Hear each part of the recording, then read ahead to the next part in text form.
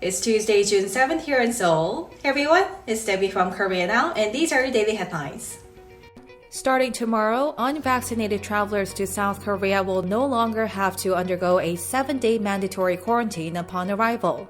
The government decided to remove the quarantine mandate for all travelers regardless of their vaccination status as part of its efforts to return to normal. But international travelers will have to present a negative PCR test result taken within 3 days of their entry to South Korea. Authorities will also lift aviation restrictions at Incheon International Airport starting Wednesday, meaning the number of international flights will be fully normalized to pre-pandemic level. The government said it will continue to make efforts to minimize people's inconvenience caused by the pandemic, including counseling services for those who have experienced psychological stress or lost family members to COVID-19.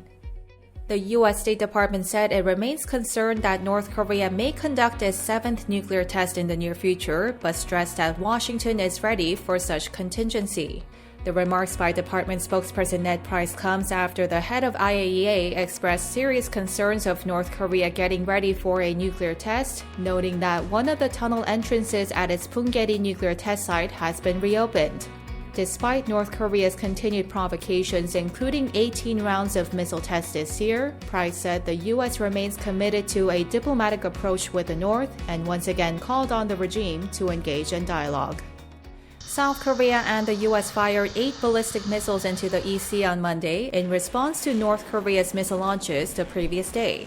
The Joint Chiefs of Staff said the Allies fired 8 ground-to-ground missiles from South Korea's east coast starting at 4:45 a.m. for about 10 minutes. The joint firing was done to show that the Allies have the capability and posture to launch immediate precision strikes against provocations from the North and their command and support forces, according to the Joint Chiefs of Staff. It also strongly condemned North Korea for its series of provocations and urged it to immediately stop its tension-raising actions in the region. On Sunday, North Korea fired 8 short-range ballistic missiles into the EC in what became its 18th missile launch this year.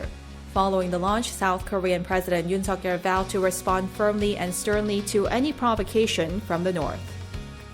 And those are your top stories. For full-length articles, you can go to our official website, linked down below.